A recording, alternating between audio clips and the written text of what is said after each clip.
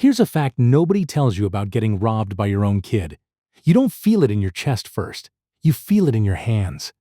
Mine were completely steady, holding a coffee mug while my entire financial life sat on a screen reading a number I hadn't seen since I was 22 and broke. $0. I'm Harold Pierce. I'm 72 years old. I spent 38 years as a fraud investigator for a regional bank headquartered 3 hours west of here in Portland, tracking down people who thought they were smarter than the systems built to catch them. I retired 3 years ago with a good pension, a paid-off house in the old farm district of Bend, Oregon, and a wife named Margaret, who I'd been married to for 45 years. Margaret passed away 20 months before the morning I'm about to tell you about. It wasn't fast, and it isn't the kind of thing I want to spend this story dwelling on, because Margaret deserves better than being a plot device in her own tragedy. What matters is this. In her last year, lying in a hospital bed with tubes running into the back of her hand, she made me promise her one thing. Not a headstone, not a plaque with her name on a hospital wall. She wanted a place. An actual roof, actual beds, actual staff. For kids aging out of the Oregon foster system with nowhere to land. Margaret had been one of those kids herself, back before I knew her. And she never fully stopped being one, not in the parts of her that mattered. We spent the last 2 years of her life planning it. A defunct youth center on the east side of town near the river that we were going to buy, gut, and rebuild. Her life insurance policy, $537,000, was earmarked dollar for dollar for that building. Not for me, not for retirement, for her promise. That Thursday morning in early March, I sat at my kitchen island with a mug of black coffee going cold, tapping through my banking app to pay a utility bill, the way I do every week. The number that came up where $537,000 should have been sitting was 0. This is a mistake, I told myself. Banks make mistakes. I spent 38 years fixing exactly this kind of mistake. I refreshed the app. 0. I want you to understand something about how a man who spent his whole career chasing fraud actually reacts to being defrauded, because it's not what you see in the movies. I didn't drop the mug. I didn't gasp. I set the coffee down very carefully on the marble counter, the way you'd set down something you didn't want to break, and I sat there in the silence of a house that had been too quiet for 20 months already. And I thought, somebody moved my money, and I am going to find out exactly who. That's when I heard the crash from the front hallway. I walked out of the kitchen and found my own front door standing wide open, morning light spilling across the hardwood, and 2 men in work boots wrestling my grandmother's cedar hope chest. The one Margaret had refinished herself the summer we got married. Down the porch, steps toward a moving truck idling at the curb. "Excuse me," I said. Not loud.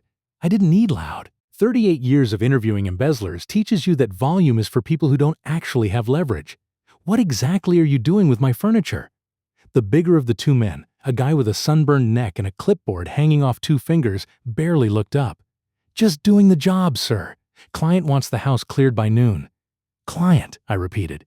"Yes, sir." I held out my hand for the clipboard. He handed it over without much resistance. Movers get paid the same whether or not the old man in the doorway makes a scene, and this one clearly wanted to avoid one. I unfolded the work order. There, at the bottom, on the authorization line, was a signature I would know if you woke me up at 3 in the morning and shoved it in my face. My son's handwriting. Fast, looping, always in a hurry, exactly the way it looked on every school permission slip I'd signed for him, and every one he'd forged for himself in the 8th grade until his teacher called me about it. Derek Pierce, 34 years old. My only child. I tried my key in the deadbolt out of pure reflex, the way you touch a stove someone told you was hot. It didn't turn. They'd rekeyed my own front door while I was standing in the kitchen with a mug of coffee going cold. Here's the part I need you to sit with, because it's the whole hinge of this story. I did not call the police. I did not call Derek back screaming. I folded that work order, handed it back to the mover, and said, "Just be careful with the chest. The hinges are original." Then I walked out to my car and let them keep loading. You're probably yelling at your screen right now. I get it. But you have to understand something about catching a thief. And my son had, in the space of one morning, become exactly that. The very first rule, the rule I built an entire career on, is that a confident thief makes mistakes a scared one never would. If I panicked, if I called the police right then, Derek would lawyer up by lunch and spend the next 2 years telling a judge this was all a misunderstanding about elder care.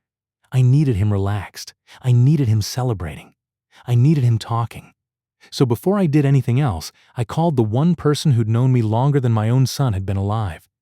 Gary Nolan picked up on the second ring. Gary and I go back to 1981, when he was a rookie federal prosecutor in Portland, and I was a 31-year-old junior investigator handing him wire records on an insurance fraud case that made both our careers. He'd been retired from the U.S. Attorney's Office for 6 years and now ran a small private practice a few blocks off Mirror Pond Plaza in downtown Bend. Mostly estate work, mostly favors for old friends. "Gary," I said, standing in my own driveway watching strangers carry my dead wife's belongings into a truck. "It's Harold. I need you to open the Pierce file today." There was a pause. Gary knew exactly what that meant, because 4 years earlier, right after Margaret's diagnosis, the two of us had sat in his office for 6 hours, building something we half-joked, half-meant to call the Pierce file. A contingency plan for exactly the kind of situation I never expected to actually need. Say the word, Harold. "Consider it," said. He didn't ask questions. That's the difference between a friend and an acquaintance. A friend trusts you've already thought it through. I still needed one more thing before this went any further, though. Not evidence. A confession. Circumstantial paperwork is never enough. I'd watched 100 slick defense attorneys chew through circumstantial paperwork like it was nothing. I needed Derek's own voice on the record, admitting what he'd done. I opened a recording app on my phone, a legal one-party consent app, because Oregon allows a call to be recorded as long as one person on the line knows about it. And I was that person. I dialed my son. He picked up on the fourth ring. And before I even heard his voice, I heard the party behind him. Bass. Laughter. Somebody yelling for somebody named Jenna to bring more ice. "Hey, kind of a bad time, Dad." "There are movers in my house, Derek. My bank account is empty. I think this is exactly the right time." A pause. Muffled talking. He'd covered the phone to say something to somebody, probably his fiancée. Then his voice came back, and the slur from the party had drained clean out of it. What replaced it was flat and rehearsed. The tone of a man who'd practiced this speech in a mirror. "Dad, listen. My wedding is tomorrow. I withdrew the money and I sold the house. It needed to happen. You sold my house. You weren't using that money for anything real, Dad. A shelter. Come on. Mom's gone. You can't build her back with a building. I'm building an actual future. For me. For Brooke. You should be proud we're finally taking initiative instead of waiting around. That money was for your mother's promise, Derek. And now it's for mine." A dry laugh, the kind that has no warmth left in it at all. "Honestly, Dad, ever since your stroke, Brooke and I talked about it a lot. You're not as sharp as you think you are anymore. This is better for everybody. Consider it an early inheritance. I just saved you the trouble of an estate." I want to be very clear about the stroke he's referencing, because it matters later. 20 months earlier, within days of Margaret's funeral, I'd had a minor ischemic event. Mild, fully resolved within 6 weeks, confirmed by 2 separate neurologists who cleared me for everything from driving to managing my own finances. I'd signed a temporary medical and financial power of attorney during the 2 weeks I was in the hospital, purely as a precaution, naming Derek as a backup. The moment I was discharged, I revoked it in writing with Gary as my witness. That document had been dead for well over a year. Derek didn't know. "Where exactly am I supposed to live tonight?" I asked, letting my voice do something it hadn't done yet. Cracked just slightly. "Right on cue." "That's not really my problem now, Dad. Figure out an extended stay place. Whatever the movers get for your stuff should cover a few weeks. After that, I don't know. Maybe it's time to look at assisted living, somewhere with people watching you." A beat, then flat and final. "Good luck." The line went dead. "Good luck." Those were the last words my son said to me before his wedding. Not, "I love you." Not even a real goodbye. Good luck, like I was a stranger he was cutting off in traffic. I stood in my driveway with a recording exactly 1 minute and 51 seconds long saved to an encrypted folder on my phone, and I felt something settle in my chest that wasn't grief and wasn't rage. It was clarity. Cold, exact, professional clarity. The same feeling I used to get in 38 years of interview rooms the moment a suspect said one sentence too many. The movers finished loading around 11:30. I let them. I stood at the end of my own driveway and watched a truck pull away carrying 45 years of my marriage. And then I walked to my car, parked a block over out of sight of the house, because I'd learned decades ago that you never let anyone watch you leave a scene. And I opened the laptop I keep in a locked case in my trunk. Derek thought I was a 72-year-old man who'd had a minor stroke and couldn't be trusted with his own finances. What he never understood, what he'd never once bothered to ask about in 34 years, was that the banking security protocols protecting half the accounts in this region were partly built by people like me. I hadn't just worked fraud cases. I'd helped design the systems that catch them. I logged into the raw transaction ledger behind my consumer banking app. The version tellers and compliance officers see, not the version customers see, and found the wire immediately.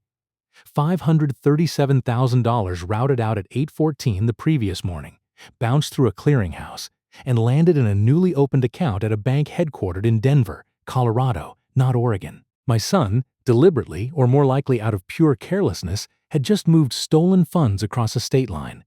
That single fact turned a family dispute into a federal crime. Wire fraud isn't a technicality prosecutors chase for fun. It's one of the most aggressively pursued financial crimes in the country, especially when the victim is a senior citizen and the dollar amount clears six figures. I kept digging. The wire had been authorized using a scanned document uploaded to bypass the bank's fraud triggers. I pulled it up, zoomed in, and there it was. A copy of that expired medical and financial power of attorney, the one I'd revoked in writing over a year earlier, except the expiration date had been altered crudely. The year had been changed with what looked like basic photo editing software. Not even a good forgery. Just good enough to fool an overworked bank clerk moving fast on a Thursday morning. Forgery. Wire fraud. Elder financial exploitation.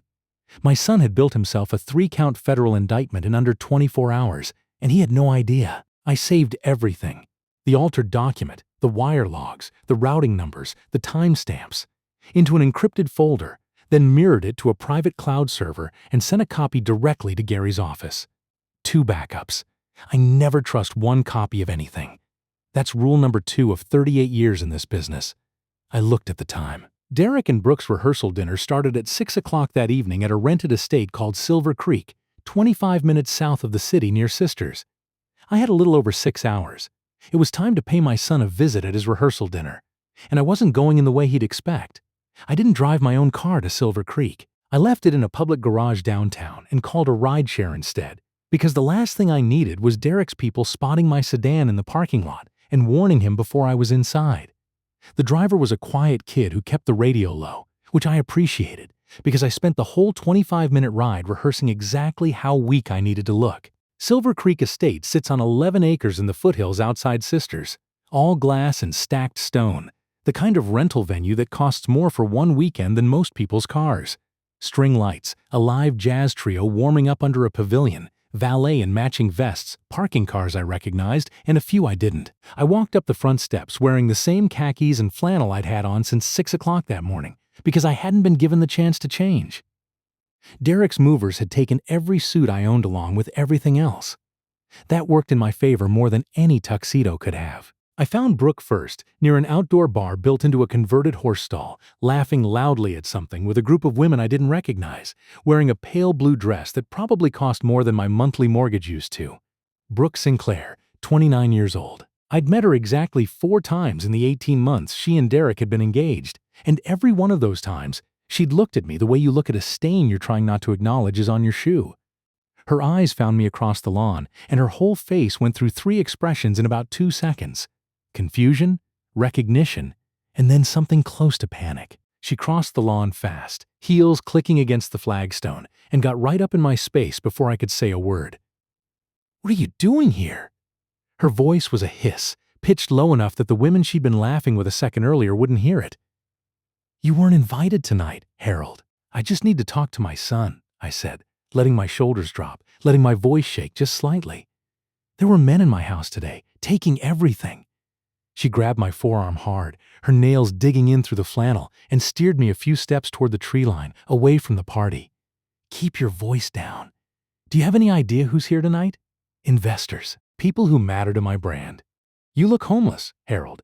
You are actively ruining the aesthetic of this dinner." She let out a short, ugly laugh. "This is exactly why Derek had to step in and handle your finances. You can't even dress yourself for a formal event anymore. We're doing you a favor." I let my chin drop, playing every bit of the frail, confused old man she already believed I was. "I don't have anywhere to sleep tonight. Not my problem." She leaned in close enough that I caught the full weight of her perfume. "Turn around. Get in a car and don't come back tomorrow.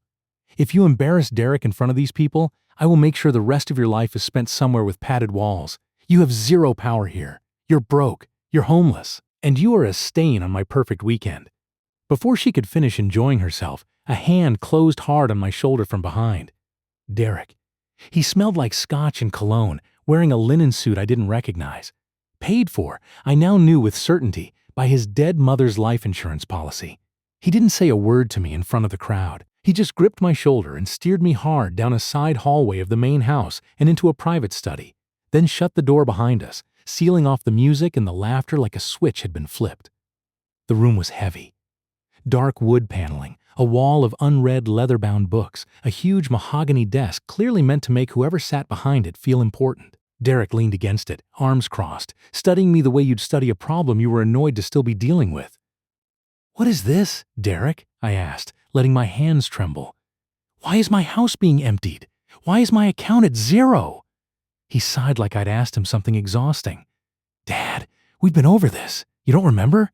Remember what?" He reached into his jacket and pulled out a folded document, tossing it onto the desk between us.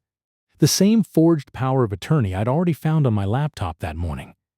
Except now I was holding the physical copy in shaking hands, and something about the paper itself, the actual weight of his betrayal in my palm, hit differently than pixels on a screen ever could. "I had to step in, Dad," he said, and his voice actually softened, which was somehow worse than if it hadn't. "Ever since the stroke, it's been obvious you're slipping.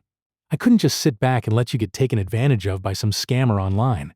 I'm protecting you. That's what a son does." I thought for one unguarded second about the week of that stroke, about lying in a hospital bed at Cascade Regional downtown, numbed down one side, terrified, asking the nurse to call my son. She'd tried him 3 times. He didn't pick up because he and Brooke were on a beach in Cabo and didn't check their phones for 4 days. I found out from a nurse who felt sorry enough for me to show me his social media on her own phone while I lay there wondering if I'd ever walk normally again. I recovered from that stroke completely alone. And now the boy who never once picked up the phone during the worst week of my life was standing in a rented mansion, in a suit paid for with his mother's memory, telling me he was protecting me. "It's all completely legal, Dad," Derek said, mistaking the tear that slid down my cheek for defeat instead of what it actually was. Disgust, so complete it had nowhere else to go. "You signed it yourself. The house was too much for you to manage alone. I liquidated it so you wouldn't have to worry about bills anymore. You should be thanking me." "Thanking you," I repeated, and I let my voice go small. "I've got my assistant booking you a hotel for the weekend.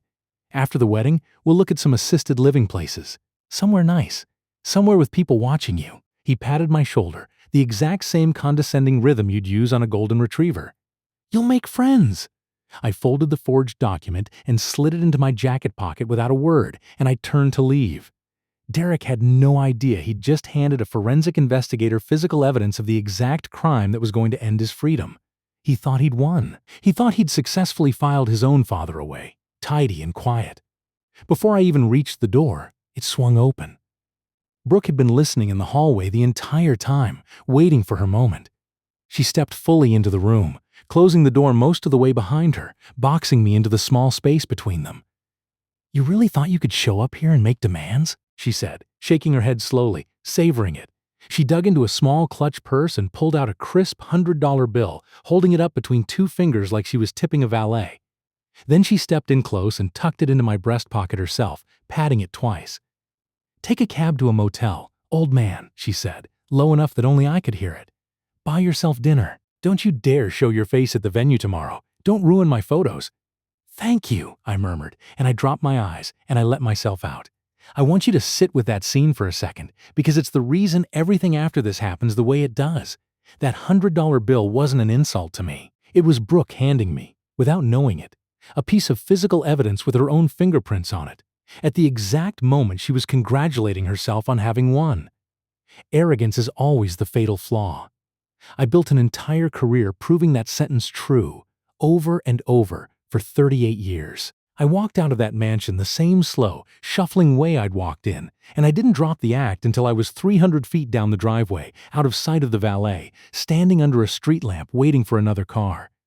Then I pulled that $100 bill out of my breast pocket and looked at it under the light. Brooke thought she'd bought my humiliation for $100. She'd actually just handed a former fraud investigator a physical trophy and a fingerprint sample he didn't even need, because by that point I already knew exactly where this was going. I had another car take me downtown to a glass office tower on Mirror Pond Plaza, where Gary Nolan still kept a light on late most nights out of habit. It was almost 11:30 when I walked into his office and found him behind his desk, a stack of printouts in front of him. The wire logs, the routing numbers, the forged document, everything I'd sent him that morning. "You look terrible, Harold," he said, not unkindly. "I feel completely clear, Gary." He'd already drafted the report for the FBI's Cybercrimes Division and the emergency motion to freeze the destination account in Denver. All it needed was my signature. He took his glasses off and looked at me the way an old friend looks at you when he's about to ask something he already knows the answer to. "I need to ask you this as your lawyer and as somebody who's known you since Reagan's first term," he said. "Once we file this, there's no taking it back. This isn't a civil dispute anymore, Harold. This is federal. They will arrest him. He'll be a convicted felon." "Are you sure?" I thought about the boy who used to fall asleep on my chest in front of Trailblazers games. I thought about teaching him to parallel park in an empty church lot on Sunday afternoons. And then I thought about a man in a rented mansion, patting my shoulder and telling me I'd make friends in assisted living, 3 hours after telling movers to clear out his mother's hope chest. "Blood's not a free pass to destroy the people who raised you, Gary," I said. I gave him every advantage I had. He chose this. I signed the report at 11:47 that night. Gary scanned it into the federal portal, and somewhere in a building I'd never see, a case number got assigned to my son's name. I splashed cold water on my face in Gary's private bathroom, and then the exhaustion finally caught up with me. I stretched out on his leather couch for what I meant to be a few minutes and was out cold within seconds. Gary let me sleep and kept working. He shook my shoulder a little after 3 o'clock in the morning. I sat up on the couch, disoriented for a second, the way you are when a nap turns into something deeper than you meant it to. "Cybercrimes acknowledged the file at 3 a.m., he said. "Case is open. And Harold, I pulled the property records on your house while you were asleep. You need to see this. The deed had already been transferred, recorded electronically the previous afternoon. My house, a home Margaret and I had built with our own hands over 2 summers in 1981, worth conservatively $950,000 on the current Bend market, had sold for $475,000, exactly half. An all-cash deal," Gary said, tapping the page. "No inspection contingency, no mortgage, no standard closing period. Whoever bought this needed speed more than they needed value." "He's not planning to stay for the honeymoon," I said, the pieces clicking into place. "He's planning to disappear. $500,000 from the account, another $475,000 from the house. That's over $1 million in liquid cash in under 48 hours. That's not wedding money. That's running money. The buyer on the deed wasn't a person, it was a company. Meridian Capital Partners, LLC, incorporated exactly 3 days earlier with a P.O. box for an address and an anonymity service shielding the actual owner. Gary ran it through his old federal database contacts and traced the incorporation filing fee back to a personal credit card. The name that came back wasn't Derek's. It was a man named Colton Reyes. I'd never heard the name in my life. A quick search turned up a public fitness influencer profile. 31 years old, a personal trainer who ran a small studio downtown. Hundreds of gym photos and protein shake selfies, and scattered through his page, tagged at the same studio over and over, photos where his hands lingered somewhere a trainer's hands generally shouldn't. Brooke, my son's fiancée, was having an affair with the man who'd just bought my house for half its value, less than half a day before her own wedding. I sat with that for a long moment, and then I remembered something. Margaret's illness had taught me one habit I never dropped afterward. I'd installed a comprehensive home security system in our house during her last 2 years, mostly to monitor for falls when I had to step out. I'd never bothered turning it into the kind of system you sit and watch live. After Margaret passed, I set the cameras to record and archive automatically and mostly forgot about it, the same way you stop checking a smoke detector once you trust it's working.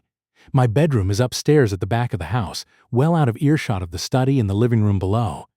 Derek knew about the visible cameras from years of complaining about them every time he visited. He must have let himself in with his old key sometime Wednesday night while I was asleep 2 floors above him. The same visit, I realized later, when he pulled the old property deed out of my desk drawer, the one still listing me as record owner from before the trust ever existed, and gone room to room, unplugging every camera he could find on the ground floor, hours before he ever called a moving company. I never heard a thing. What he never knew is that the recording hardware ran independently off a hidden battery backup, uploading everything to a private cloud server the moment it captured it. Pulling a plug out of the wall doesn't erase a memory that's already left the building. And it doesn't wake up an old man sleeping 2 floors away, either. I logged into the archive and scrolled back 3 days to Tuesday night, at 10 p.m., while I was already upstairs asleep. The same upstairs bedroom, the same 2 floors of distance that had let Derek move through the house undetected. The following night, the front door of my own house opened. Brooke had a key of her own by then, I'd learn later. Derek had cut one for her months earlier without ever mentioning it to me. She and Colton walked in together, dressed down, laughing, moving through my living room like they owned it, which within 2 days they were legally about to. Colton went straight for my liquor cabinet without hesitating, like he'd done it before, and pulled out a bottle of single malt Margaret had bought me for my 60th birthday. A bottle I'd been saving. He poured 2 glasses. "To the easiest payday of my life," he said on the recording, raising his glass. Brooke laughed, sharp and delighted. "I still can't believe Derek actually bought the whole thing. He thinks he's some kind of financial genius." "Derek's an idiot," Colton said. "He handed me the deed to $1 million house for half price and thinks he's doing himself a favor. Once the ink's dry Thursday, we're gone. He's going to wake up Saturday with nothing and a federal charge with his name on it." Brooke sat on the arm of my chair, wrapping herself around him. "I'm so glad I don't have to pretend to love him anymore. We take the $537 from the insurance policy. We take the $475 from the house. First flight out Saturday morning, and we never look back. He can rot for all I care." I paused the recording right there, on their smiling, drunk faces, sitting in my living room, drinking Margaret's gift to me, mapping out the total destruction of my son. Here's the thing I need you to understand about what happened next in my chest. I felt no relief. My son had betrayed me completely, out of arrogance and greed. But he was doing it, at least in his own head, to build a life with a woman he believed loved him. He was a fool, but he was my fool. And he had absolutely no idea that the woman standing next to him at the altar later that same day had already sold him out to someone else, for the exact same reason he'd sold out his own father. Gary had gone very quiet, staring at the frozen frame on the screen. "Harold," he said slowly, "where did a personal trainer get $475,000 in cash for a same-day closing?" That was the right question. Legitimate lenders don't move that kind of money in 24 hours without paperwork trails a mile long. Gary pulled the wire records on the Meridian Capital account and traced the source of the funds to a private commercial lender called Ironclad Lending, operating out of an industrial park outside the city. Gary's face went pale. "Ironclad isn't a real lender, Harold. It's a front. The district attorney's office has been trying to build a racketeering case against the people behind it for 4 years. High-interest cash loans to people who can't get financing anywhere legitimate. And when borrowers don't pay, Ironclad doesn't sue anybody. They send people. Colton Reyes hadn't borrowed money from a bank. He'd borrowed it from loan sharks, promising to flip a house he thought was worth nearly $1 million and pay them back with a massive profit margin, then vanish to some other country with Brooke and never look back. There was only one problem with his plan, and it was one he had absolutely no way of knowing about. 4 years earlier, right after Margaret's diagnosis, Gary and I had sat in his office and moved the 2 assets that could actually be moved at the time, the house and our investment accounts, into an irrevocable trust.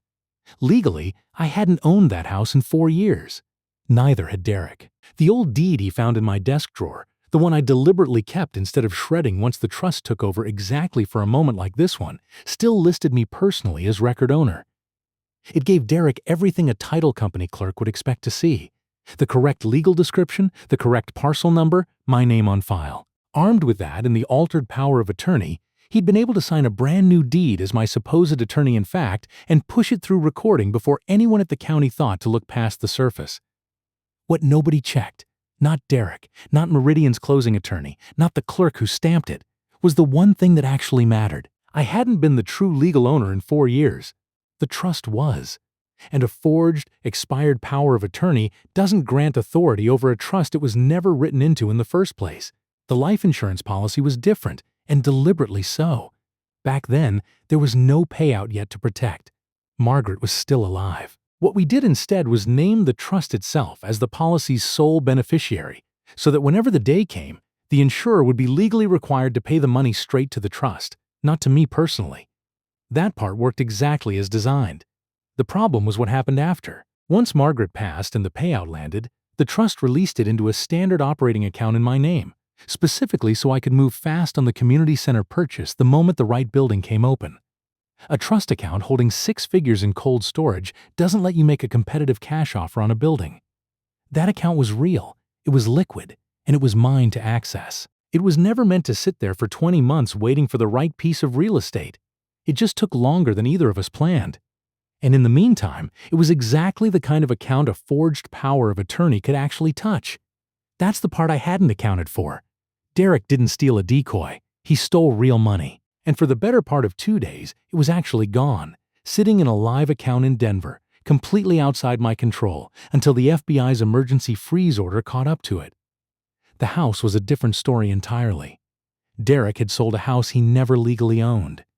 Meridian Capital had bought a worthless piece of paper, and the moment their $475,000 landed in the decoy account tied to my trust security protocols, it had been automatically frozen and flagged for federal fraud review.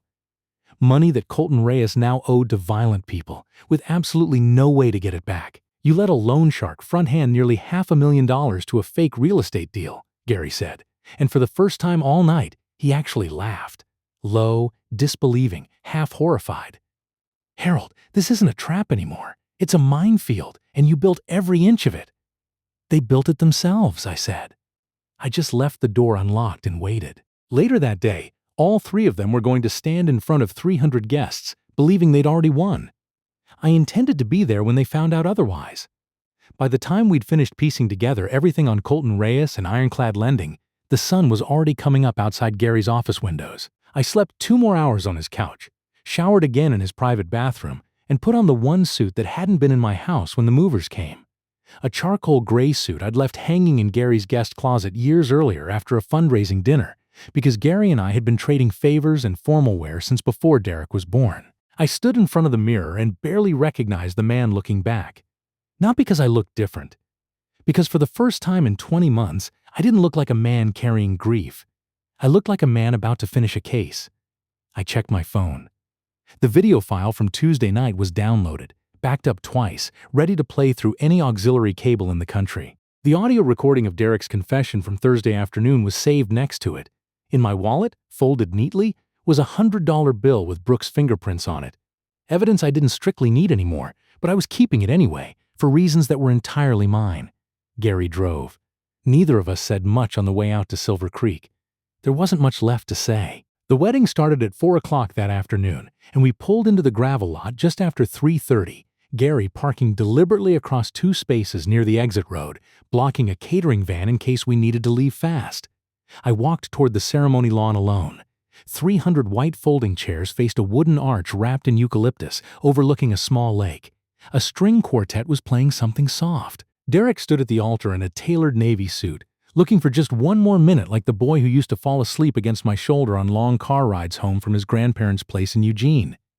I walked to the small technical table at the back, where a college-age sound engineer was running the ceremony's microphone feed. Before he could ask if I needed help finding my seat, I reached down and pulled the main power cable clean out of the mixing board. The music died mid-note. The officiant's voice cut off in the middle of a sentence. 300 heads turned around at once. I walked down the center aisle in a suit nobody there recognized, and I watched my son's face go from confusion to horror to fury in about 4 seconds. He looked for a moment exactly like he did at 9 years old, getting caught in a lie he thought was airtight. "Get him out of here!" Derek shouted at the 2 security guards stationed at the edges of the lawn, his voice cracking. Brooke spun around in her dress, her face twisting into something I hadn't seen from her before. Real fear, not performance. "What is wrong with you? Get this pathetic old man out of my wedding." I didn't stop walking. I stepped up onto the wooden platform, walked past my own son, and picked up the second microphone stand meant for the singer, who backed away without me having to ask. The security guards reached the base of the stairs and then just stood there, clearly unsure whether tackling a 72-year-old man in a suit was going to be the story they told at Thanksgiving for the rest of their lives. I plugged my phone into the auxiliary line running to the speaker system, and I spoke without raising my voice because I didn't need to anymore. 300 people had gone completely silent. "Derek," I said, Yesterday you told me I couldn't be trusted to manage my own life.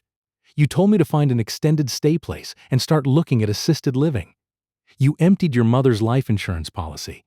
The money she made me promise before she passed to build a shelter for kids who grew up exactly like she did. And you spent it funding this. I watched him swallow. Watched Brooke step slightly behind him, using him as a shield, her eyes darting toward the exits. That money crossed a state line 2 mornings ago when you wired it to an account in Denver. That's not a family dispute, Derek. That's federal wire fraud. I reported it last night. There's an open FBI case with your name on it as of 3 a.m. The account is frozen. Every dollar. I let that land. Then I kept going. The house you sold. The house your mother and I built with our own hands years before you were even born. You sold it by forging a power of attorney and using it to sign a deed you had zero legal authority to sign. That document expired over a year ago. I revoked it in writing, with a witness. You committed identity theft to push a fraudulent sale through the county's recording office because 4 years ago I moved the actual title into a trust you never knew existed. You didn't sell my house, Derek. You forged your way into signing away a house that was never legally mine to sign away in the first place. And the second the title company catches up to that, the sale reverses itself. That $475,000 is frozen right alongside the rest. Derek's face had gone the color of the tablecloths. He looked at Brooke, then back at me, mouth open, no sound coming out. I turned my phone toward the crowd, hit play, and let Colton Reyes's voice fill the lawn. To the easiest payday of my life. Then Brooke's laughing. I still can't believe Derek actually bought the whole thing. Somewhere in the third row, a man I'd never met until that exact second, tall, tan, wearing a suit that fit a little too well, stood up fast, looking for the nearest exit. I found his eyes across the lawn. Going somewhere? Colton? I said into the microphone, and every head in the crowd swung toward the stranger frozen mid-aisle. The money you owe Ironclad Lending is gone, frozen in a federal account tied to a house you never actually bought. I'd imagine they're expecting a call. As if summoned, his phone started ringing in his jacket pocket, loud, insistent, filling the silence of 300 stunned wedding guests. He looked down at the screen, and whatever name was on it drained the last of the color out of his face. Derek sank down onto the wooden platform right there in his navy suit and put his face in his hands. I want to tell you the sirens arrived like something out of a movie, and honestly, they kind of did. 3 unmarked SUVs came off the gravel road, doing well over the speed limit, cutting straight across the lawn instead of using the driveway. And 6 federal agents in tactical vests were out of the vehicles before the engines had even finished settling. They read Derek his rights at the base of the altar. 2 more agents caught Colton Reyes halfway to the tree line and put him face down in the grass. Brooke dropped to her knees in front of me, her dress pooling in the dirt, grabbing at the leg of my suit pants, begging me to tell them she'd had nothing to do with it, that Colton had manipulated her, that she still loved Derek, that she'd testify against both of them if it meant I'd help her. I reached into my wallet and pulled out the $100 bill she'd tucked into my pocket less than 24 hours earlier, and I let it drop into her lap. "Get a cab," I said, and I meant every word of what that sentence actually meant. Your aesthetic's ruined anyway.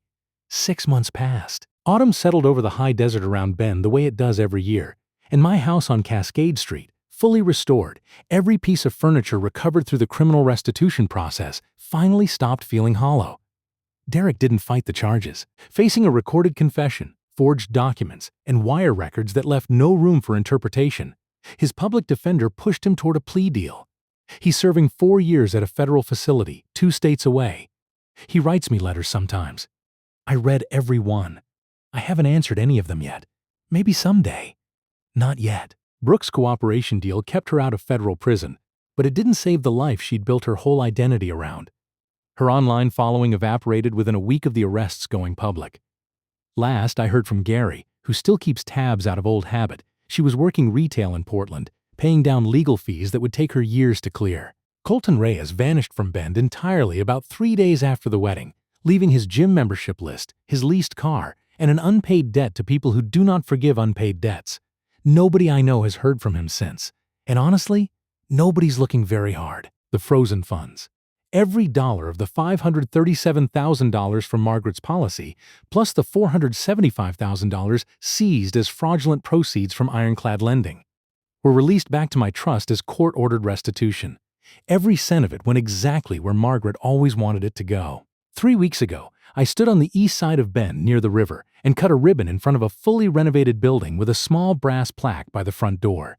The Margaret Pierce Haven. A safe place to land. I think about my son more than I let on to anyone, even Gary. I don't regret what I did.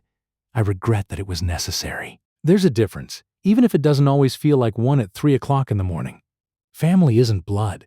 It's respect, freely given and freely earned. And at 72 years old, I've learned my life isn't over just because somebody I raised decided to try to end it early.